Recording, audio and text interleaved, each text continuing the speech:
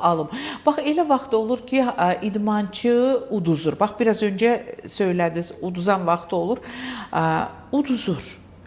Və yəqin ki, ətrafınızda elə bir idmançı olub ki, o elə bil ki, küsür, sönür, elə bir onun ulduzu batır, istəmir idmana qayıtsın.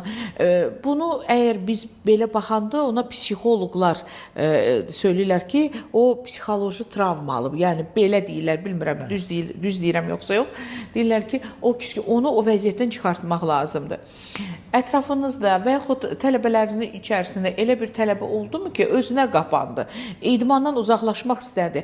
Baxmayaraq ki, siz bilirsiniz ki, bu çox güclü bir idmançıdır. Yəni, gələcəyi də çox gözəl olacaq. Düzdür ki, Önür xanım, elə həvəsdən düşən idmançılar olur. Məşqçi həm də psixoloq olmalıdır. Öz tələbəsinin psixoloq olmalıdır. Belə duruma düşən, həvəsdən düşən idmançılara dəstək olmalıdır, dayaq olmalıdır, daha da həvəsləndirməlidir. Yəni, idmançısın baş salmalıdır ki, sən öz uğurları ilə irəli getmək lazımdır. Əgər sən bu yarışda uduzubsansa ya uduzdurulubsansa, sən üzərində o qədər işləməlisən ki, bayaq dediyimiz kimi, deməlisən mən varam, mən bunun axırına çıxdım və mən çempion oldum. Yəni, məşqçi burada çox rol oynayır. İdmançının sözü nədir? İdmançının sözü ringdədir. İdmançının sözü onun qələbəsindədir. Mən bunu belə deyəm. Olubmu ki, qələbə qazandıqdan sonra möhkəm hönkürtü vurub ağlamısınız? Bəli, çox idmançılarda olur. Yəni, ağlamaq, o sevincdən ağlamaq olur. Bəli, olub. Ən çox da tələbələrimin uğuruna çox sevinmişəm, çox. Yəni, məşqçinin çox bir məşqçilərin çoxunda, 100%-ində mən deyəlim, hamısında belədir ki, tələbəsinin uğuru özünün uğurundan daha önəmlidir. Hətta belə olur. Bəli, bəli. Amma deyirdilər ki, güya məşqçilər hər şeyi öyrədirlər, müəllimlər, amma nə isə öyrətmirlər. Yox. Bu düzgün yanaşma deyil. Yanlış deyimdir, çox yanlış. Bəs niyə bu söz hardan qaynaqlandı? Bu sözlər, bu fikirlər söylənildi? Yox, yanlış fikirdir, məşqçi öyrədir. Yəni, o bir fərziyyədir. Məşqçi əlindən gələndən artığını da öyrətmək istəyir ki, məsəl üçün, öz üzərimə götürürəm. Mən tələbəmə istəyirəm ki, bacardığımdan da artığını öyrədim ki, o getsin Azərbaycan çempionu olsun, Avropa çempionu olsun. Biz məşqçilərin də məqsədi nədir?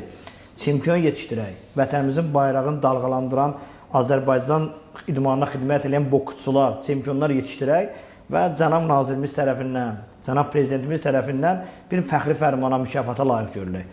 Niyə ki, məşqçi idmançısının tələbəsini öyrətməsin? Bu yanlış fikirdir. Yanlış, amma nədənsə bu fikri hər zaman söyləyirlər, bilmirəm. Kinolardadır, yəqin o Hind kinoları. Bilmirəm, mən Hind kinolardan baxmıram, orada görməmişəm. Sadəcə olaraq eşitmişəm ki, bəs belə bir fikir söyləyirlər ki, hər şeyi öyrədilər, amma nə isə öyrətmirlər. Elə bir ki, bir xal qalır da. Bir də tələbə müəllimi döyə. Bir də... Ümumiyyətlə, elə tələbəniz olubmu ki, sizdən güclü olub? Tələbə niyə güclü olub? Çəkiyə görə də elə tələbəm var, 90 kilo, 100 kilodur, səndən də güclü ola bilər. Amma idmançı, tələbə, məşqçisi ilə sparing deyilə də para duranda, yəni o tələbənin tərbiyəsindən irəli gəlir ki, o məşqçisi ilə o vuruşanda, məsəl üçün o müəlliminə artıq zərbə vurmaz. Yəni bu məşqçilərin də işi çox çətindir. Könül xanım özün bilirsən. Hətta bunlar nəzərə alınır. Məşqçilə məncə tələbə əgər adi valideyn uşağın ağzından nəyisə götürəndə, yəni ondan çimçişir. Amma məşqçi ringin yanında idmançının ağzından onun kapasını, sulu kapasını, tüpücəli kapasını götürür, yuyur və tələbə ona, məsəl üçün gördüyümüz kimi yaxından çəksəz, mənim gözümü burası görsən göy. Ya məşqçilərin ya burası göy olur, ya burası qırıq olur. Adi tələbə lapa tuturuq, bilirsiniz də, lapa. Sizin evlatlarınız, bilirəm ki, bizim dəyərli dostumuz Aqil müəllimin tələbəsidir. Aqil müəllimi buradan salamlayıram. Biz də salamlayırıq Aqil. Sanda müəllimi də çox yaxın dostumdur. Çox dəyərli oğuldur, dəyərli məşqçidir. Övladınız dünya çempionudur o da. Dünya çempionu, əməkdar məşqçidir. Elə övladınız düz yerdədir. Düz əmin əllərdə Aqil müəllimin yanında. Yəni Aqil müəllim də məşqçilə görsən idmançı yumruq atır, ya yumruğu müəllimin burnuna dəyir, ya gözünə dəyir. Sizin bu gözünüzün altındakı o balaca bu göyərmiş kölgə sizin tələbələrinizin əlizidir. Tələbə laf atdadır, tələbə yumruğu görsən müəllimə dəyir. Müəllim travma yaşayır, hətta müəllimin qaşı da partlaya bilir. Zərbəni bu məşq zamanı olub. Məşq zamanı, yəni məşqçilərin deyirlər ki, idman asandır, yox. Həm müəllim onu həm psixoloji, həm fizioloji, həm gördüyünüz kimi zərbələri dəyir. Yəni məşqçinin işi həm əllər ağrıyır, həm ürəyə ziyandır. Ona görə idmançı Bunu heç vaxt müəllimin haqqını heç vaxt itirməməlidir. Bütün idmançılara deyirəm, heç vaxt müəllimlər özü dəyişməyin, müəllimlərin haqqını itirməyin.